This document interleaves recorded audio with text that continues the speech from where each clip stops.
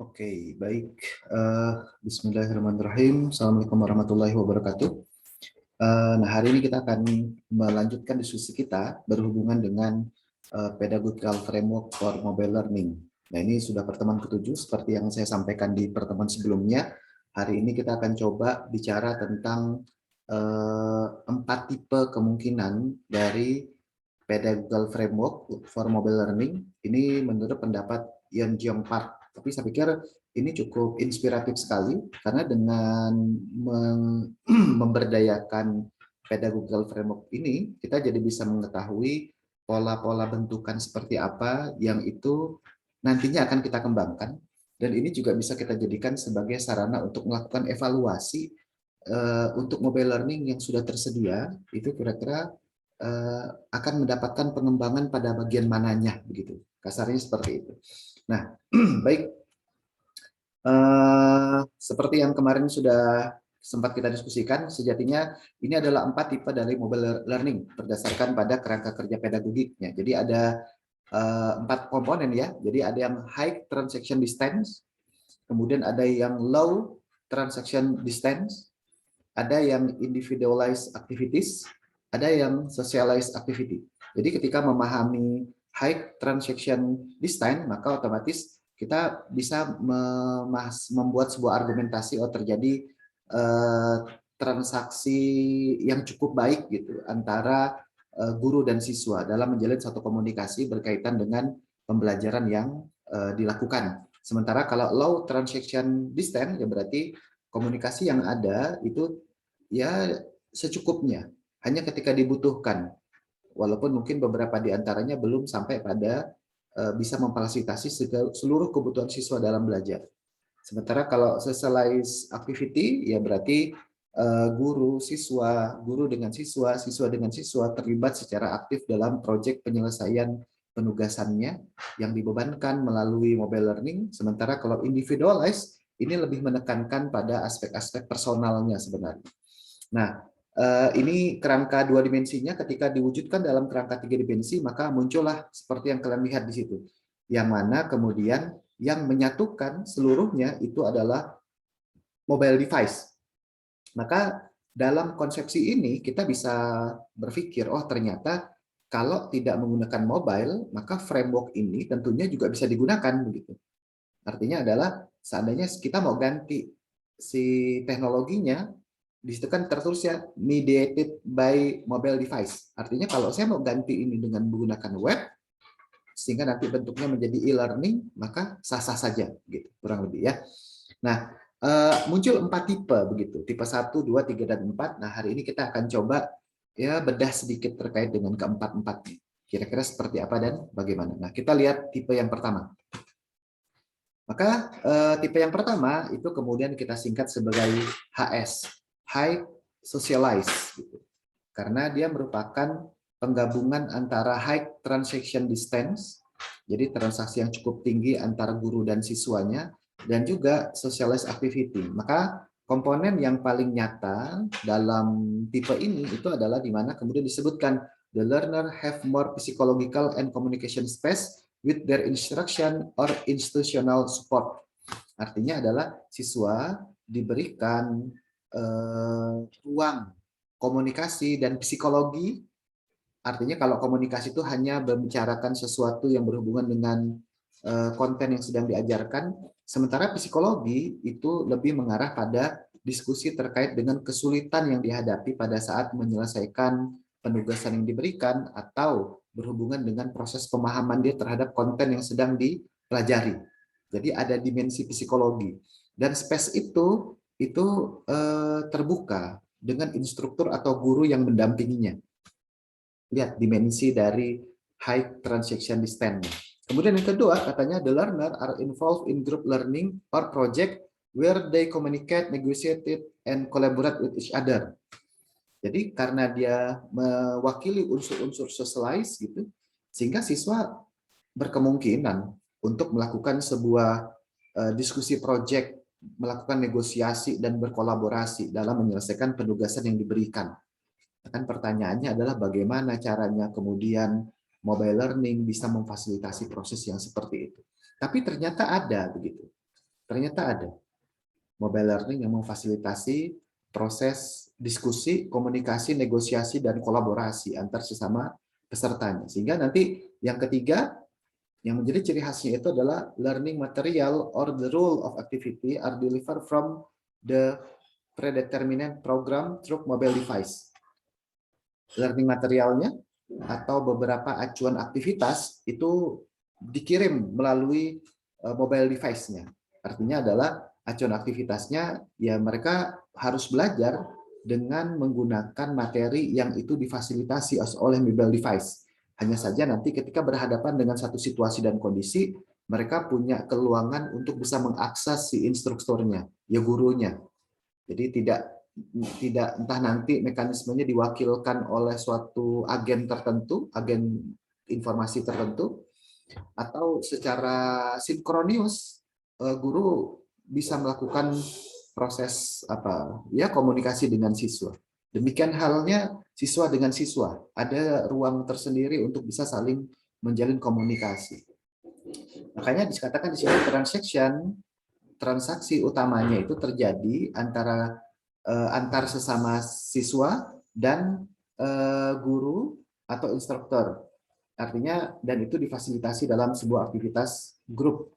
Makanya kemudian katanya tipe ini might replace the traditional technology mediated classroom group activity where student in a group pair conduct given task or assignment. Artinya sebenarnya tipe ini itu mereplace traditional technology mediated classroom group activity, menggantikan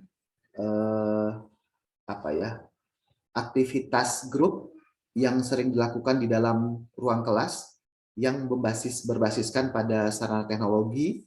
Nah, artinya adalah disediakan, difasilitasi begitu di dalam si medianya.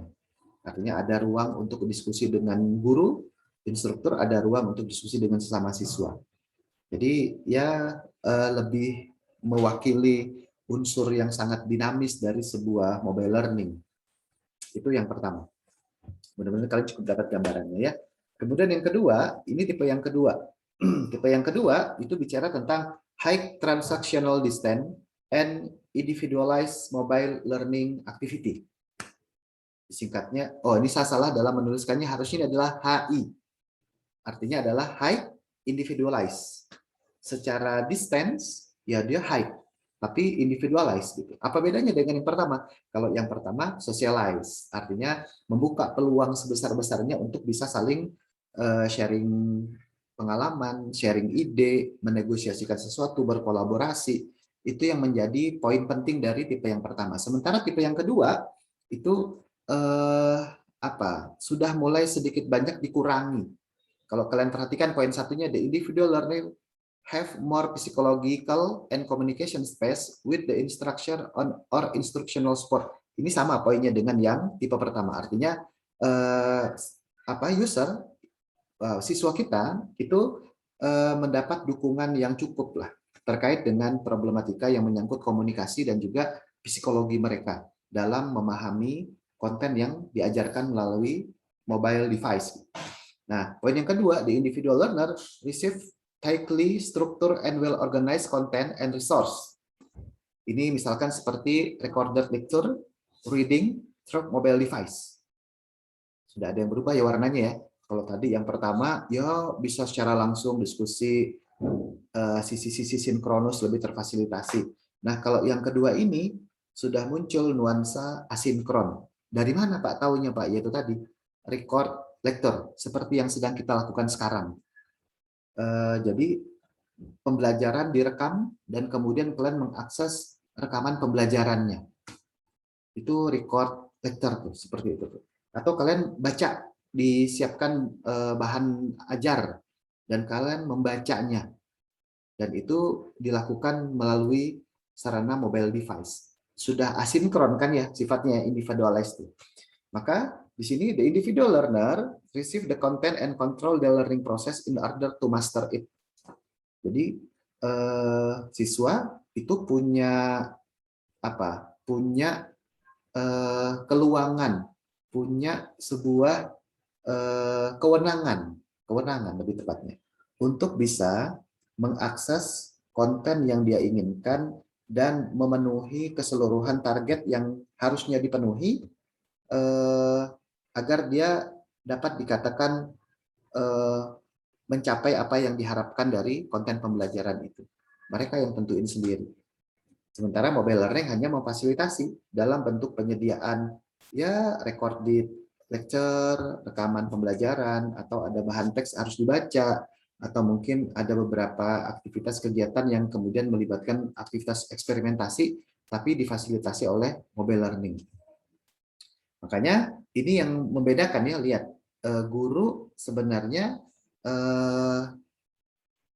menyiapkan saja polanya, akan tapi pola interaksi antar sesama siswa berupa pengerjaan proyek dan kawan-kawan itu dilakukan secara individual. High distance itu komunikasi dengan guru untuk memecahkan beberapa problemnya itu bisa dilakukan. Tapi siswa secara mandiri itu melakukan tracking terhadap sejauh mana dia sudah berkembang dan seberapa jauh lagi jarak untuk dia mencapai ketuntasannya, misalkan begitu. Beda dengan yang pertama.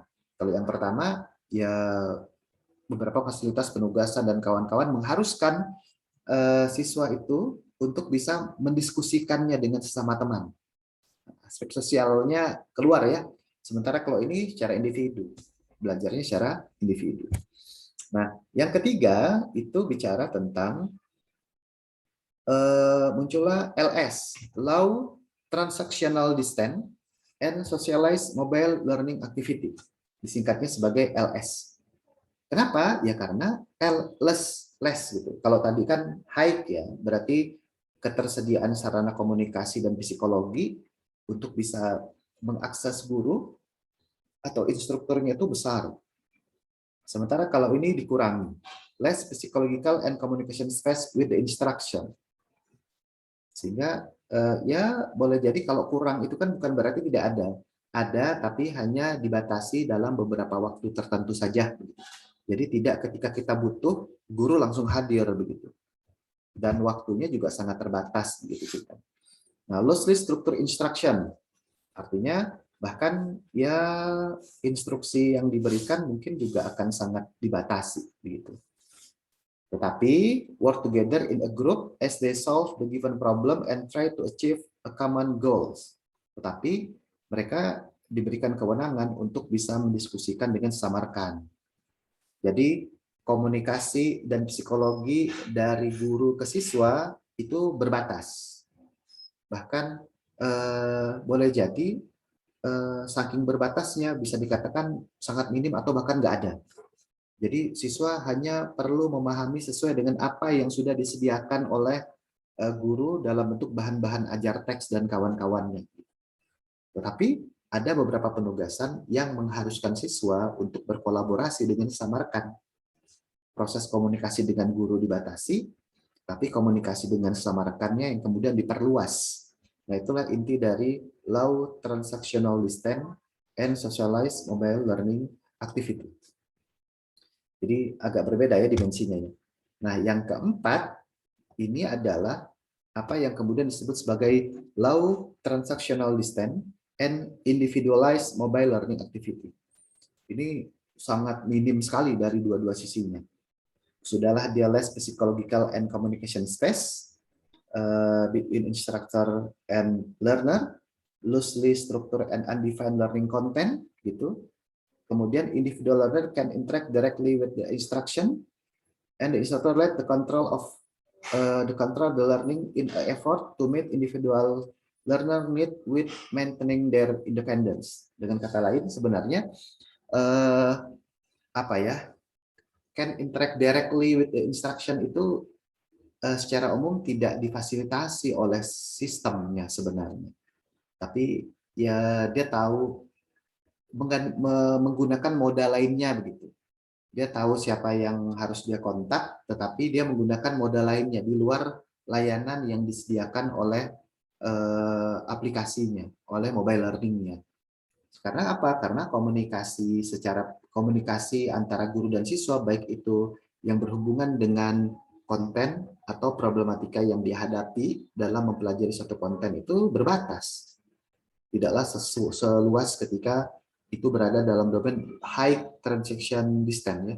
Kemudian di sisi lain struktur pemateriannya juga berbatas. Artinya kalian punya kewenangan untuk mengakses sebuah konten itu secara acak karena nggak ada acuannya. Mana yang harus diselesaikan dulu, mana yang tidak. Jadi acak saja. Beda kalau misalkan dengan yang high, ketika yang high itu arahan mana yang harus diselesaikan duluan, itu jelas. Gitu. Sementara kalau misalkan yang low, enggak. Makanya kasarnya undefined learning content. Dulu struktur and undefined. Struktur pemateriannya itu sifatnya acak. Kalau boleh dapat ilustrasi ya mungkin kayak blog lah begitu ya. Kalian sekedar menulis, ya siswa boleh-boleh saja membaca materi apapun, mana yang lebih dulu dia selesaikan dalam sebuah blog. Sah-sah saja, gitu. Tidak ada struktur yang jelas. Gitu. Nah, di sisi lain, ketika berinteraksi, ya lebih bersifat individual. Individual itu berarti ya layanannya ya tadi saya katakan modanya adalah moda eh, apa di luar yang bisa dihandle oleh si aplikasinya. Jadi kalau misalkan kalian mau bertanya ya bertanyanya mungkin itu ada kayak di blog kan ada komentar begitu ceritanya, tapi boleh jadi tidak secara langsung bisa langsung ditanggapin sehingga memungkinkan kalian menempuh jalur yang lainnya dengan melakukan kontak langsung dengan yang mendampingi proses belajarnya. Nah ini adalah kerangka yang keempat, walaupun di situ saya tulisnya tipe 1. Ini karena saya kopas-kopas saja dari apa yang ada dari sebelumnya. Nah, rekan-rekan sekalian, artinya adalah ini menarik sebenarnya karena kita bicara tentang pedagogical framework. Terkadang kita hanya berfokus pada aspek teknologinya saja. Artinya ketika sebuah mobile learning itu sudah memfasilitasi beragam bentuk tampilan, maka itu sudah selesai. Gitu. Padahal nggak demikian. Gitu. Karena ada unsur-unsur pedagogik yang itu juga perlu disampaikan. Karena kalau tidak, ya kerepotan si user, pengguna, itu akan kerepotan dalam memahaminya. Bagaimana kemudian kalian akan bertanya tentang suatu konsep yang tidak kalian pahami dalam sebuah mobile learning? Siapa yang akan memfasilitasi itu? Itu kan problem tuh ya. Sementara kalau kita tetap muka pertemuan langsung, oh enak Pak, saya nggak ngerti, langsung bisa tanya gitu. Kemudian ketika penugasan sifatnya project, ya kalian bisa diskusi, tanya jawab, saling bernegosiasi, berkolaborasi. Sementara ketika difasilitasi oleh teknologi bernama mobile learning, bagaimana? Kan percuma aja kalau misalkan kasarnya ya, kalian belajar mobile learning, tapi kalian berada dalam satu tempat yang sama, ya mending diskusi langsung daripada mobile learning. Tapi kan mobile learning yang dimaksudkan di sini itu kita tidak perlu berpindah tempat. Kalian tetap di lokasi kalian, saya tetap di lokasi saya, tapi kita bisa saling berkolaborasi. Dan kolaborasi kita itu difasilitasi oleh mobile learning. Maka ada beberapa poin komponen pedagogik yang itu juga perlu diperhatikan dari pengembangan sebuah mobile learning. Jadi mobile learning itu tidak aspek pedagogik dari mobile learning itu tidak semata-mata bicara tentang metode pembelajaran. Oh tidak. Tapi bagaimana kemudian kalian menyisipkan satu fitur di dalam mobile learning yang itu berdampak pada proses pembelajaran. Jadi diskusi itu bagian dari pedagogi. Diskusi itu bagian dari pedagogi. Tutorial, penyajian materi, itu bagian dari pedagogi.